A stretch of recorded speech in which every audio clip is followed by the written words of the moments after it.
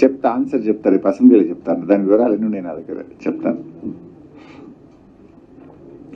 అయితే so excise ఈ రకంగా చేస్తుండ్రు. గ్రాంటీ నేడు కేంద్రం నుంచి రానటువంటి దాన్ని వచ్చినట్టు చూపే ప్రయత్నం చేసిండ్రు.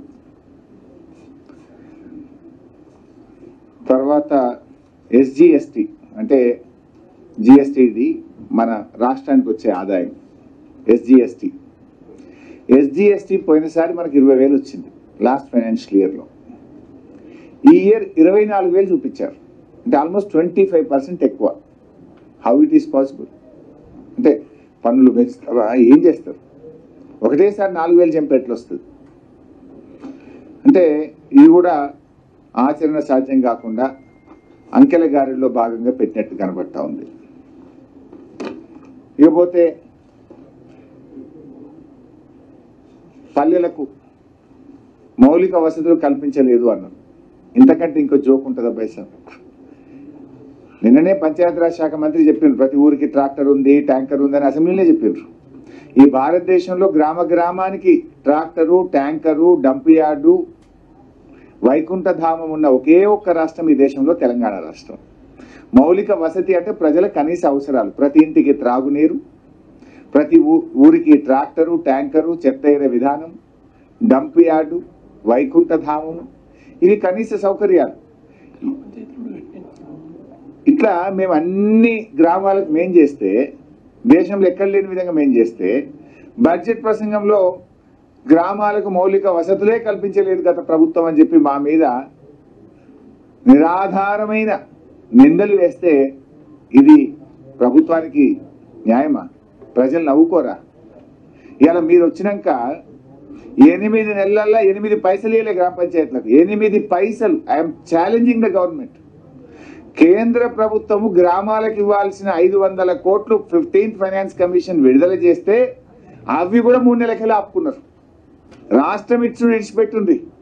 ఢిల్లీ వాళ్ళు గ్రామ పంచాయతీలకు, లోకల్ బాడీలకు ఇచ్చిన 500 కోట్లు కూడా 3 నెలల నుంచి ఆపెట్టుకున్నారు.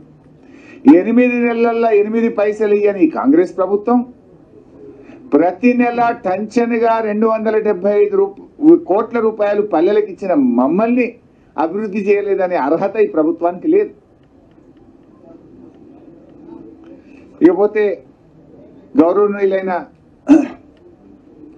బట్టి గారు కూడా ఇందాక ఏదో చిట్ లో మాట్లాడారట, ఒక మిత్రుడు ఏదో చెప్తా ఉండే, గత ప్రభుత్వం ఒక్క డాక్టర్ పోస్ట్ నింపలేదు అన్నారట కదా, మీరే సాక్ష్యం కదా, చిట్ లో వచ్చిందా? ఐఎమ్ ఛాలెంజింగ్ బట్టి గారు, మమ్మల్ని ఒక్క పోస్ట్ నింపలేదన్నావు కదా. నాకంటే ముందు అఫ్ కోర్స్ లక్ష్మారెడ్డి గారు ఆరోగ్య మంత్రిగా ఉన్నారు, ఆ తర్వాత ఈటల రాజేందర్ గారు ఆరోగ్య మంత్రి ఉన్నారు. బట్ నేను ఆరోగ్య మంత్రిగా 1061 అసిస్టెంట్ ప్రొఫెసర్ పోస్టులు నింపిన, 969 సివిల్ సర్జన్ డాక్టర్లను నింపిన, 1520 MLHP డాక్టర్లను నింపిన, 156 ఆయుష్ డాక్టర్లను నింపిన, మొత్తం 30,000 ఉద్యోగాలను ఒక వైద్య ఆరోగ్య శాఖలో నియామక ప్రక్రియకు నేను శ్రీకారం చుట్టి చేసిన. అయితే మీరు ఒక్క డాక్టర్ పోస్టు గత ప్రభుత్వం నింపలేదని బట్టి గారు మాట్లాడితే నేను ఏం చెప్పాలి? Will you stand by your word Bhatti గారు? Either you should resign or I should resign. ఎందుకు ఇట్లా మాట్లాడతారు? నిరాధారమైన తెలుసుకోకుండా మాట్లాడితే ఇది నవ్వుల పాలవుతారు. మీరే మీ గౌరవాన్ని, మీ స్థాయిని మీరు తగ్గించుకున్న వాళ్ళు అవుతారు.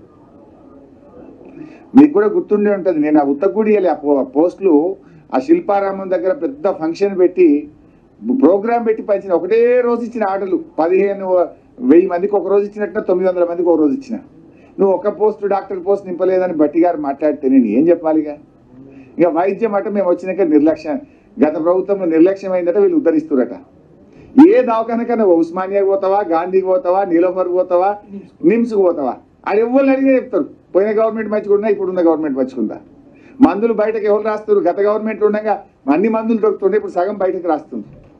అది ఇలా బడ్జెట్లో అయినా మాట్లాడితే అది నవ్వుకుంటున్నారు ప్రజలు. వైద్య ఆరోగ్య శాఖలో పనిచేసే 1,00,000 మంది సిబ్బందికి తెలుసు కదా గతంలో ఎట్లుండే ఇప్పుడు ఎట్లుండే. అది వారి విజ్ఞత, వారికి వదిలేస్తాం.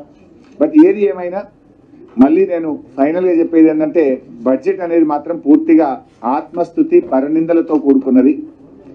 అంటే సెల్ఫ్ కాంట్రడిక్షన్ కూడా ఉంది అందులో.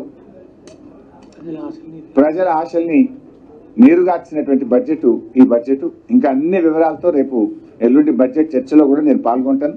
మీకు కూడా ఇన్పుట్స్ ఉంటే ఇవ్వండి. ప్రజల పక్షాన మీ సూచనలు కూడా తీసుకుంటాం. Thank you.